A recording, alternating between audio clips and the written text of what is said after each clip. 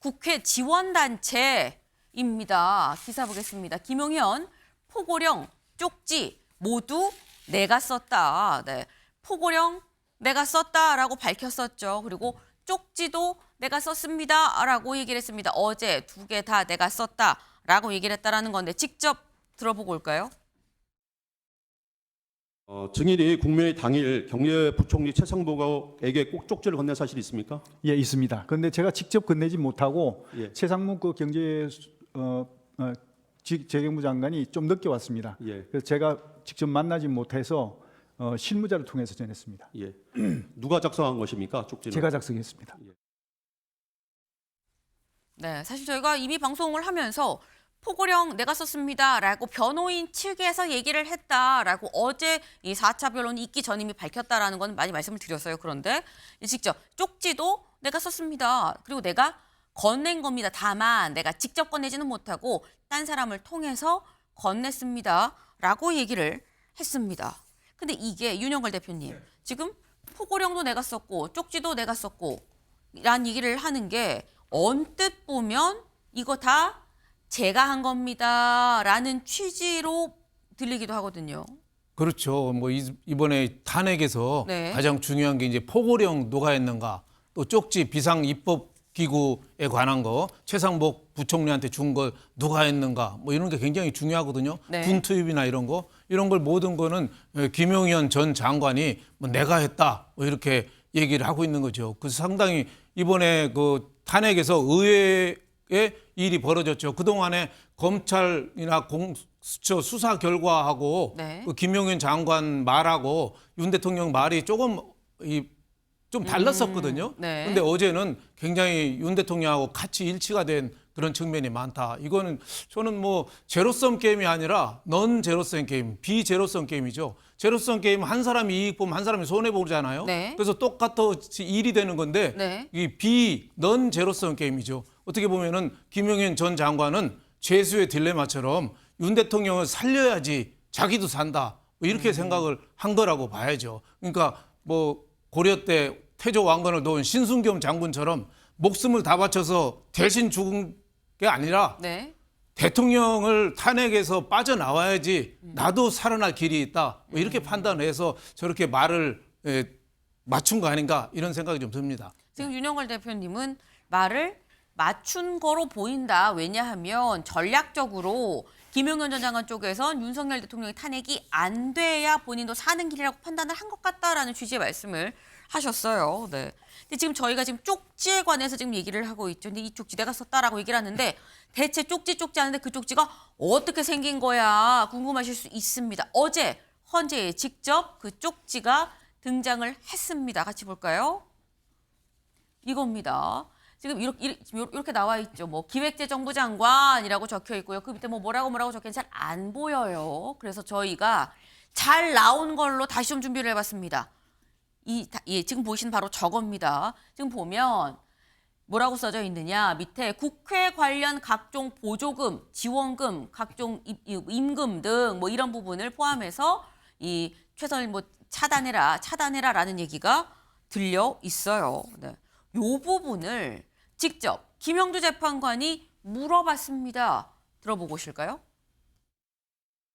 국회 관련 각종 보조금, 지원금, 각종 임금 등 현재 운용 중인 자금 포함 완전 차단할 것 이리 돼 있거든요. 네. 결국 국회가 해야 되는데 저거는 국회를 정지시키겠다는 아닙니다. 이 뜻입니다. 국회를 통해서 지원되는 단체가 있습니다. 그런 단체의 보조금, 지원금 이런 것들을 차단하라는 그런 뜻이죠. 근데 저기에 보면 네. 임금이라고 되어 있어서 네. 월급 주지 말라는 그 뜻인데 임금은 임금비 이런 개념이 아니고 임금 중에 사실은 이게 불법 임금들이 많다고 얘기를 들었습니다. 네, 지금 김영두 재판관이 직접 물어봅니다. 지금 이 국회 지원금 이게 뭡니까? 그랬더니 그게 아니고요. 국회 관련 지원금이라 국회 관련 지원 단체들이 있습니다. 지원하는 단체들, 이 지원하는 단체들에 대한 이 돈을 끊어라라는 취지인 겁니다라고 지금 얘기를 했습니다. 지금 김용현 전 장관 얘기에 따르면 최창렬 교수님, 예. 지금 소통이 좀 제대로 안 됐다. 약간 뭔가 와전이 됐다, 왜곡이 됐다라는 취지인 걸로 지금 들리거든요. 제가 볼 땐 궤변인 것 같아요. 저런 걸 궤변이라고 하는 겁니다. 저기 분명히 나와 있잖아요. 국회 관련 각종 보조금, 지원금, 임금. 근데 임금에 대해서 지금 물어보니까 이게 지금 불법 임금을 얘기한다? 네. 어디 맥락에 저런 얘기가 있습니까? 김영현 전 장관의 주장인데, 피의자 김영현의 주장인데 말이죠. 참 설명하기 좀 어려워요. 왜 어렵냐면 합리적이고 상식적이고 객관적으로 논리를 구성하기가 대단히 어렵습니다. 저 문장이 분명히 나와 있는 거고 저 쪽지가 말이죠. 그리고 8개가 있다라는 거예요. 8페이지짜리가 있었다는 게 보도가 나왔죠. 네.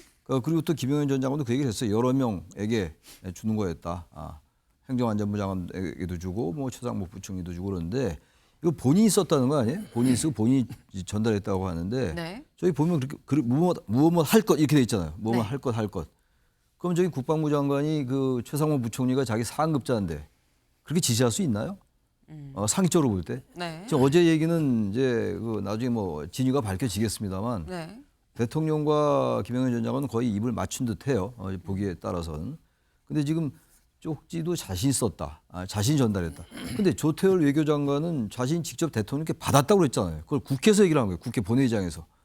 최상목 부총리는 대통령에게 대통령이 누구 실무자에게 지시해서 실무자에게 받았다라고 얘기했고 김영현 전 장관에게 받았다는 사람은 아무도 없어요 지금. 한덕수 총리는 좀 애매하게 얘기를 했고 말이죠. 정신이 없는 상태라서 생각이 안 난다. 네. 최근에 한 얘기예요. 더불어민주당의 그 어느 의원의 질문에 답변하는 과정에서. 근데 지금 이거를 다 자신 썼다는 거 아니에요. 쪽지를 말이죠. 그렇게 된다면 저게 국회 관련, 그다음 밑에 국가비상입법기구에 관련 예산을 편성할 거 이렇게 나와 있잖아요. 네. 그 입법이란 건 뭡니까? 법을 만든다는 거 아니에요. 그럼 대한민국에서 법을 만들 수 있는 기구는 유일하게 국회예요.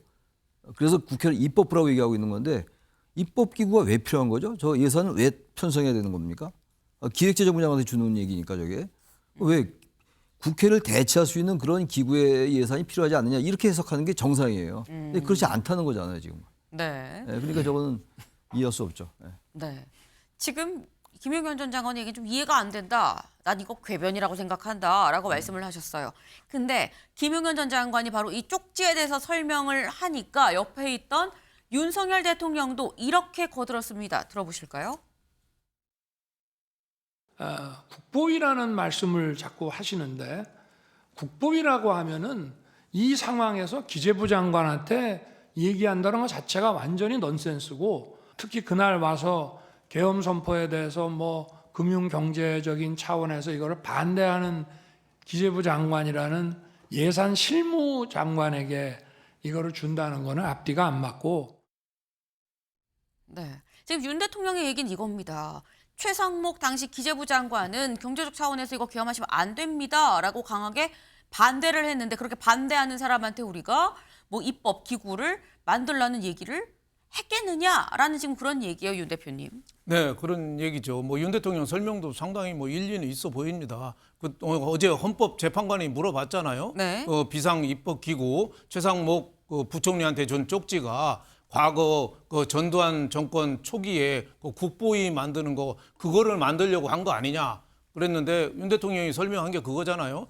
비상계엄에 대해서 가장 세게 반대를 한 최상목 부총리한테 준 거가 그걸 리가 있냐. 네. 경제부총리의 역할은 돈 만지고 예산 짜는 건데 그래서 비상입법기구는 그런 차원이 아니다. 뭐 이런 설명을 했는데 윤 대통령 설명도 뭐 상당히 일리는 있어요. 그래서 어제 뭐 증언 나온 게 윤 대통령 얘기도 김영현 전 장관도 얘기도 네. 100% 아니다, 기다. 이거를 지금 판단하기는 좀 어려울 것 같아요. 왜냐하면은 어제는 윤 대통령하고 김영현 장관만 나왔거든요. 네. 그래서 2월 설 지나서 2월 4일 날인가에 또 이제 그 오차 변론이 작전 있죠. 사령관이라든지 네. 특전 사령관 뭐 국정원 차장이라든지 이런 분들이 증언이 소속 나오는데 네. 그분들은 윤 대통령하고 이해관계가 어떻게 보면 좀 상반된다고 볼 수 있어요. 그분들은 이제 윤 대통령한테 조금 이 책임을 많이 던져야지 자기네들은 지시만 받은 걸로 돼야지 또 살아남거든요. 제로섬 관계의 증인들이 그렇죠. 나올 예정이라는 그분들은 이제 말씀이신 거죠? 제로섬이죠. 김영현 전 장관은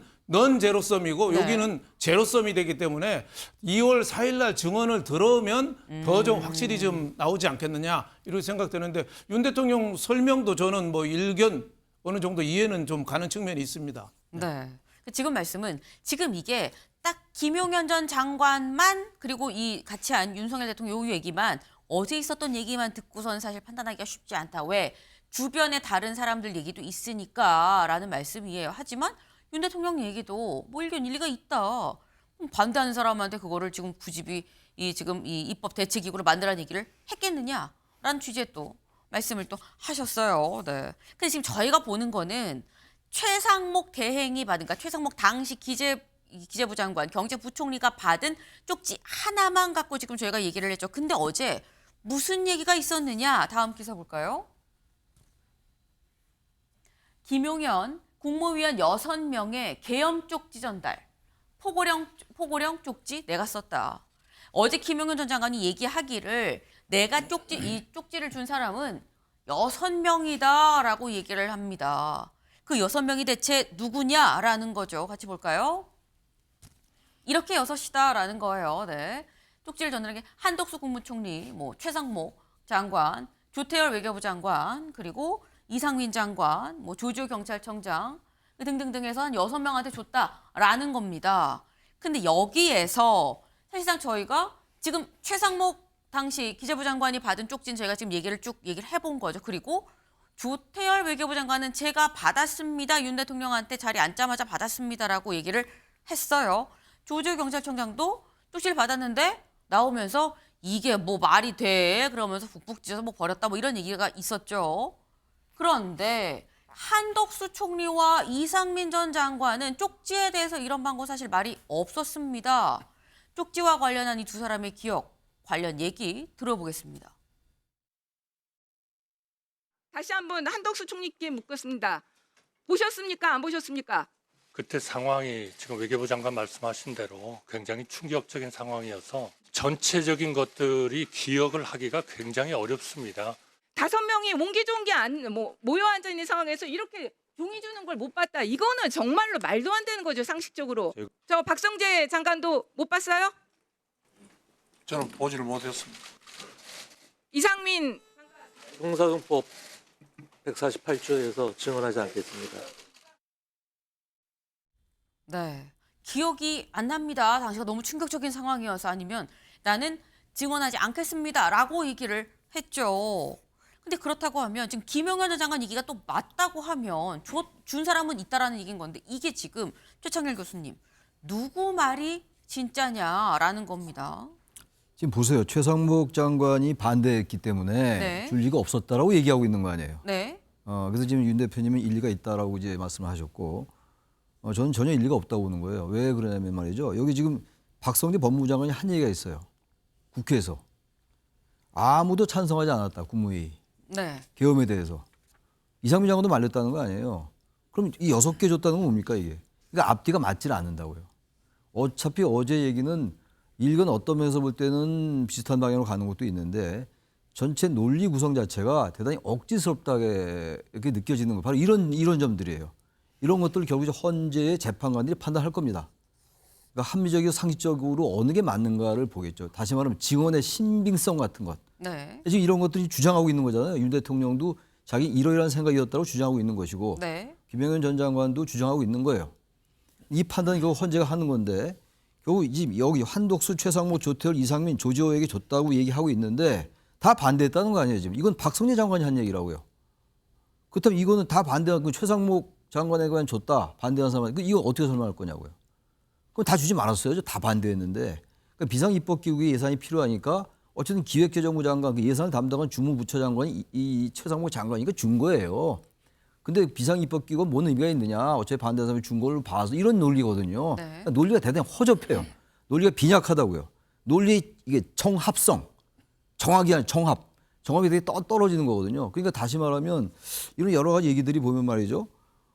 너무 앞뒤가 안 맞아요, 지금. 네. 그 전에 나왔던 얘기들. 물론 이제 아까 우리 윤 대표님 말씀처럼 사령관들 얘기를 들어보면 더 이제 명확해질 거예요. 네. 그렇다 하더라도 지금 뭐 이따 말씀들이 나올지 모르겠는데 어제 쭉 얘기한 거 전반적으로 보니까 야당이 이렇게 입법 독재를 하고 국회를 함부로 운영하기 때문에 그런 취지예요. 그런 취지의 그런 상황이었기 때문에 난 비상경을 했고 이건 경고용이었고 그래서 네. 계몽령이다라고 조대현 변호사가 얘기죠. 조대현 변호사. 대통령의 대리인 변호사가 그 계몽령이라는 단어를 직접 쓰더라고요. 그러니까 비상계엄은 경고령이고 상징적이었다. 포고령도 상징적이었다. 이런 얘기들의 맥락이거든요. 네. 글쎄 근데 저런 부분들을 재판관들이 과연 어떻게 인식할까 문제인데 저는 뭐 재판관들의 생각을 알 수는 없습니다만 어제 저런 얘기들이 오히려 전 부정적 영향을 끼칠 수 있다고 봐요. 앞뒤가 너무 안 맞기 때문에 아, 이게 자꾸 궤변을 늘어놓는구나 생각할 가능성이 있다라고 저는 제 생각입니다. 네. 지금 말씀 중에 이런 말씀을 하셨죠. 그러니까 김용현 전 장관한테 쪽지를 받은 사람이 아무도 없다고 한덕수 총리가 말했다라고 말씀하셨는데 그런 말을 한 건 아니고요. 기억이 나지 않는다. 뭐에 대해서 조태열 장관이 쪽지를 받는 거 못 봤습니까? 라는 걸 물었을 때 기억이 나지 않는다라고 지금 얘기를 한 부분입니다. 그 부분 다시 한번 좀 저희가 정정을 좀 해드립니다. 그러니까 쪽지를 받은 사람이 없다라는 거는 아니고 쪽지를 줬는지 안 줬는지 기억이 안 난다라고 지금 얘기를 했었는데 근데 어쨌거나 지금 이 최 교수님 얘기는 이게 지금 앞뒤가 좀 안 맞는 것 같다. 논리가 좀 빈약하다라고 그렇게 말씀을 하셨어요. 근데 일단 김용현 전 장관은 뭐 줬다고 주장을 하는 사람이 또 있는 거죠. 그 줬다고 얘기를 한 이 말이 맞다고 한다면 그렇다고 한다면 엄밀히 말하면 한덕수 군이 기억이 안 난다 그랬지 안 받았다고 한 게 아니고요. 이상민 전 장관도 안 받았다고 한 게 아니라 증언하지 않겠습니다. 거부를 한 상황이거든요. 그렇다고 하면 윤영걸 대표님 지금 한덕수 총리 이상민 전 장관이 받은 쪽지가 이 맞다고 한다면 김 전 장관이 얘기하니까 그 쪽지에는 뭐가 적혀 있겼길래 기억이 안 나고 말을 할 수 없는 거냐라는 얘기가 또 될 수 있어요. 뭐 계엄령 비상계엄하고 뭐 포고령 발표했으니까 네. 아마 거기에 있는 장관들이잖아요. 국무회의 참석한. 네. 그러니까 구체적인 뭐 행동 방안 뭐 이런 게 뭐 담겨 있지 않았나 이렇게 생각이 돼요. 뭐 최상목 부총리한테는 뭐 비상 뭐 입법기구 예산에 관한 문제, 네. 뭐 또 외교부 장관은 또 외교에 관한 문제, 뭐 총리는 전반적인 국정에 관한 문제, 뭐 이런 문제가 뭐 전달이 된 건데 어제 뭐 김용현 전 장관은 뭐 내가 주도적으로 쓰고 전달했다 뭐 이런 식으로 얘기하는데 거기 장관들은 국무회의는 참석했지만 좀 경황이 좀 없었던 것 같아요. 네. 뭐 최상목 부총리도 처음에는 대통령한테 받은 것 같다고 얘기했다가 나중에는 누구한테 받았는지 좀 헷갈린다. 뭐 나중에 어제 나온 얘기는 대통령이 누구한테 전달해서 그 직원한테 받았다. 뭐 이런 식으로 좀 얘기가 나오잖아요. 그러니까 거기에 관해서는 좀 더 좀 지켜보고 해야 되는 거 아닌가 하는데 그 국무회의 자리는 대통령은 굉장히 어제 김용현 전 장관도 그랬잖아요. 윤 대통령이 굉장히 감정이 격정적이고 흥분을 좀 잘하는 측면이 있다. 뭐 이런 식으로 얘기했거든요. 그러니까 그날 그 비상계엄을 위한 국무회의도 굉장히 격앙된 분위기 뭐 이런 쪽 국무위원들은 말리고 대통령은 해야 된다고 세게 나가고 하다 보니까 좀 경황이 없는 상태에서 쪽지를 받았는지 안 받았는지 내용이 뭔지 여기에 대해서 조금 좀 불투명한 거 아닌가. 하지만은 헌법재판소에서 계속 좀 증인 신문하고 하면은 그 윤곽은 차츰 저 사실 드러나는 거는 좀 어려운 문제가 저는 아니라고 봅니다. 네. 지금 결국 작게 보지 말고 좀 넓게 보자. 큰 틀로 맞는지 아닌지 좀 더 얘기를 좀 봐야 된다라는 취지의 말씀을 하셨어요. 지금 이 탄핵 심판에 나온 김용현 전 장관 내가 6명의 국무위원들한테 다 쪽지를 줬습니다라고 얘기한 거 말고 상당히 뭐 많은 얘기들을 했습니다. 표로 좀 정리된 게 있어요. 같이 좀 볼까요? 이겁니다. 네, 일단 포고령 관련해서 아까 짚어봤죠. 김용현 전 장관 뭐 다 내가 썼다. 노트북 작성했다. 그런 얘기를 했고요. 최상목 대행한테 준 쪽지 관련해서도 내가 써서 실무자 통해서 전달했다라는 얘기를 했습니다. 그리고 군경 국회에서 의원 끌어내라라고 얘기한 부분. 이 부분도 저희가 아까 좀 짚어봤죠. 의원이 아니라 요원 끌어내라고 얘기했었던 거다라는 건데 군경 국회 투입 부분. 이건 그럼 왜 투입했습니까? 라는 거. 특전사 헬기 투입 등 작전 내가 세우고 대통령한테 보고도 안 했다. 군 5만, 6만 명까지 다 동원을 난 더 많이 하려고 그랬는데 대통령이 조금만 가자, 소수만 가자라고 얘기를 했다라고 얘기를 했습니다. 근데 여기 관련해서 그동안의 뭐 수사 내용이나 다른 관계자들의 증언은 어땠느냐? 곽종근 전 사령관, 대통령이 전화해서 헬기 탄 707 특수임무단 어디쯤이냐고 물었다라고 얘기를 했다라는 거죠. 그리고 계엄 해제 결의안이 통과되니까 군을 더 투입했어야 됐는데 라는 윤석열 대통령의 말이 있었다라는 관계자들의 또 진술도 있었습니다. 이런 게 지금 저희가 지금 쭉 아예 표로 막 작성이 돼 있어요. 한두 개가 아닙니다. 근데 이게 문제는 근데 최창렬 교수님, 네. 뭐 윤영월 대표님은 이제 좀 더 지켜봐야 된다라고 말씀하셨는데 사실 당사자들이 직접 나와서 얘기를 하면 들으면 들을수록 뭔가 실타래가 풀리는 느낌이 들어야 되는데 어제 4차 변론을 들어보면 뭔가 더 모르겠는데 갈수록 미공인다라는 생각이 좀 들어요. 이제 보는 사람에 따라 다를 거예요 아마. 네. 이거 이제 윤 대통령을 지지하는 분들은 저러면 저렇지. 윤 대통령이 정말 그 충정해서 계엄을 선포했지. 말이 맞아 이렇게 봤을 것이고. 네. 그렇지 않은 분들은 정말로 말이 안 되는구나. 계엄과 거짓과 광변으로 일관하고 있구나라고 봤을 거예요. 생각이 다른 거니까 워낙 갈라져 있고. 근데 어쨌든 결국은 이제 우리의 보편적인 상식에 입각해서 판단을 해야 될 거 아니에요. 일단 나중에 이제 헌재에서 판단하는 몫은 헌재 판단의 몫이고 또 형사 재판은 또 형사 재판의 몫이에요. 형사 법원의 몫인데 볼 때 이런 거죠. 어제 이제 하루도 안 됐으니까 2시간짜리 계엄이라고 얘기했잖아요. 그리고 이제 겁을 주기 위해 경고형이었다. 네. 야당의 경고형이라고 했다. 또 어제는 또 제가 기억하기에 하도 많이 나오고 저도 아물거립니다. 저도 헷갈려요. 국민들한테 좀 환기를 시키기 호소하기 위한 거라고 얘기했죠. 얘기했대요. 야당이 경고하는 거라고 했다가 국민에게 이제 환기를 시키기 위해서 했다라고 얘기했죠. 그러면 무슨 국민에게 환기를 시킨다고 그래 병력을 유리창을 깨고 들어가냐고요. 그것도 얘기가 그거 아닙니까? 질서를 유지하려고 그랬다. 질서를 유지하려고 그 막강한 정예 부대가 유리창을 깨고 들어가나요? 그게 상식의 영역을 지금 제가 얘기하는 거예요. 양쪽에 그렇게 보는 눈이 다르다 하더라도. 그리고 어차피 오래 안 갈 것 같다며요. 어제 얘기가. 그래서 포고령도 그냥 말이 좀 안 되는데 놔뒀다라는 얘기잖아요. 지금. 근데 어차피 오래 안 갈 건데 왜 이렇게 쪽지까지 한다고 비상입법기구까지 만들 얘기를 합니까? 그러니까 이건 제가 무슨 누구 생각이 옳다를 떠나가지고 우리 상식의 영역에서 대화의 상식, 국어 문법적으로 그리고 요새 문해력이라는 표현, 문해력이 별로 없는 것 같아요. 이건 제가 볼 때 이거는 누구 저기 맞다트리다가 아니라 납득이 안 가는 거예요, 상식적으로. 그 말씀 드리는 거예요. 제가 뭐 이 자리에서 굳이 하도 말씀 많이 드렸으니까 네. 윤 대통령이 틀렸다 맞다 뭐 이런 말씀은 이미 별로 의미가 없는 것 같고 네. 도대체가 이 상식적으로 논리가 구성이 되기가 어렵다는 거예요. 2시간짜리밖에 안 할 건데 경고용으로 그칠 건데 왜 비상입법기구 만들며 6명의 쪽지 나눠주고 군은 왜 투입하고 체포하라고 지시했다. 그건 글쎄 뭐 진위가 엇갈리는 거죠 지금. 그리고 무슨 체포를 하라고 얘기하고 끌어내라. 그리고 전환 왜 했으며 근데 윤 특임단장이. 대통령 쪽에서는 뭐 2시간은 아니고 뭐 며칠은 갈 줄 알았는데 생각보다 좀 일찍 끝났다라고 또 어제 얘기를 하긴 그런데 했어요. 또 그 전에 2시간짜리 내라는 얘기를 분명히 했어요. 2시간짜리 내라니 어디 있느냐라고 얘기했지 어디 않습니까? 있느냐라고 어디 얘기했잖아요. 네. 이 얘기가 자꾸 바뀌고 있다고요. 그때 국면에 따라서 편의적으로 그 상황을 모면하기 위해서 얘기하다 보니까 말이 자꾸 바뀌는 거예요. 제가 볼 땐 그렇습니다. 그래서 네. 문해력이라는 단어를 쓴 거예요, 제가. 네. 지금 최 교수님은 나는 이해가 안 되네 뭐 이런 말씀을 지금 좀 하셨어요. 이제 저희가 지금 말씀 중에 나왔죠. 다음 달 4일에 또 5차 변론이 있습니다. 그리고 여기에는 관련된 군 관계자들 그리고 이 홍장원 이 1차장, 이 국정원전 1차장 등 이 관련자들의 추가적인 진술이 또 있을 예정이니까 다 같이 좀 보고 차근차근 좀 짚어봐야 되겠다라는 생각이 좀 듭니다. 다음으로 넘어가 보겠습니다.